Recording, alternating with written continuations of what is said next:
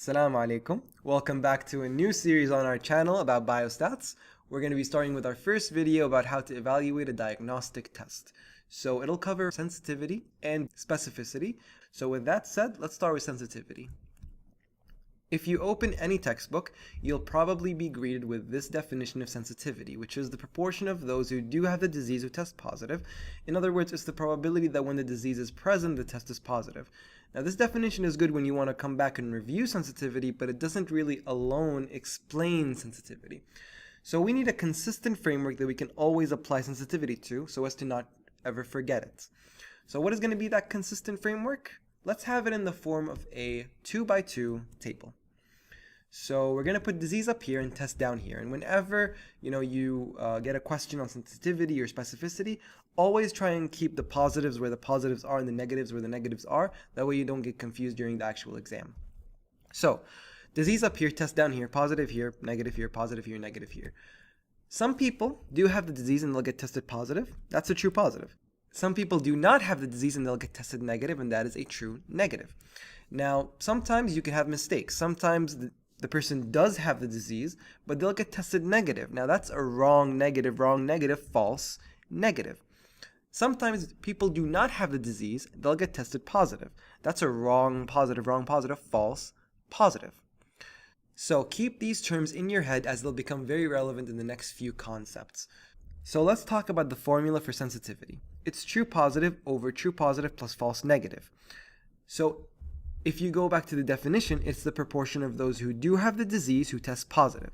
Recall that people who do have the disease, in other words, these guys, true positive and false negative, and we're only interested in these guys, which are the true positives, those who test positive.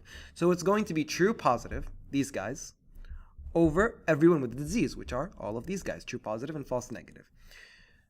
A good mnemonic to remind you with, to always apply it to sensitivity, sensitivity, you hear that N? And there's a reason why I wrote SN as sensitivity, to always remind you that it's going to be true positive over true positive plus false negative. So just remember that false negative, and then flip the other two terms, true positive, true positive. Before we talk further about how sensitivity can rule out disease, rule in disease, etc., let's quickly contrast it with specificity, which is its exact opposite. So specificity, its definition is the proportion of those who do not have the disease who test negative. In other words, it's the probability that when the disease is absent, the test is negative. So those who do not have the disease, true negative and false positive, these guys. And we're only interested in those who test negative. So these guys. So it's going to be true negative, over true negative plus false positive, everyone without the disease. And that's how the formula makes sense. Another visual mnemonic, specificity, you hear that P? Just remember, false positive, and flip the other two terms, true negative, true negative. So what is all this talk about ruling in and ruling out diseases?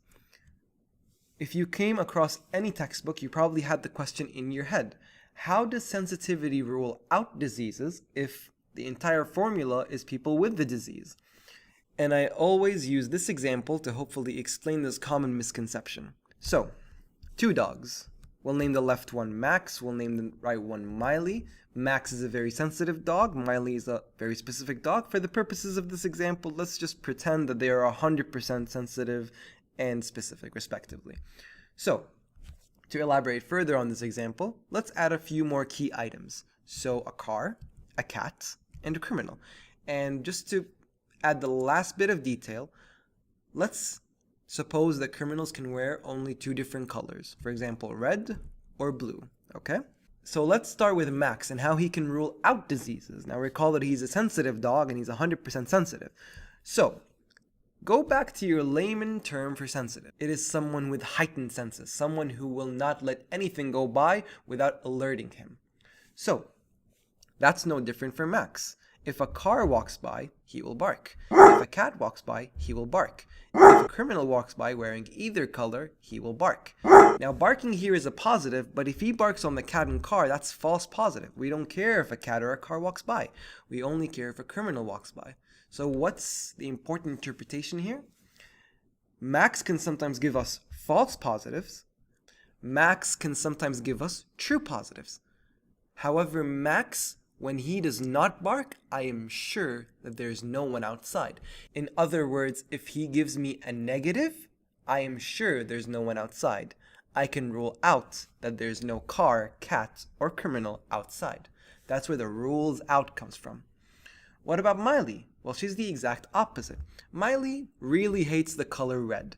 So if a criminal walks by wearing the color red, she's going to go nuts and she's going to start barking. So what's the important interpretation here? Miley can sometimes give us false negatives. A criminal wearing blue can come in and we'd never know. She's not going to bark. That's a false negative. Sometimes she can give us true negatives. A car is going to walk by, a cat's going to walk by, and we're never going to know because Miley is not going to bark. So that's a true negative. However, if she starts barking, I am certain that there is a criminal wearing red outside. In other words, I can rule in the fact that there is a criminal outside because she's barking. That's where the rules in comes from. So that's how sensitivity rules out diseases. That's how specificity rules in diseases. And with that last part said, tune in for our next video about biostats. Consider liking and subscribing, and as always, thanks for watching.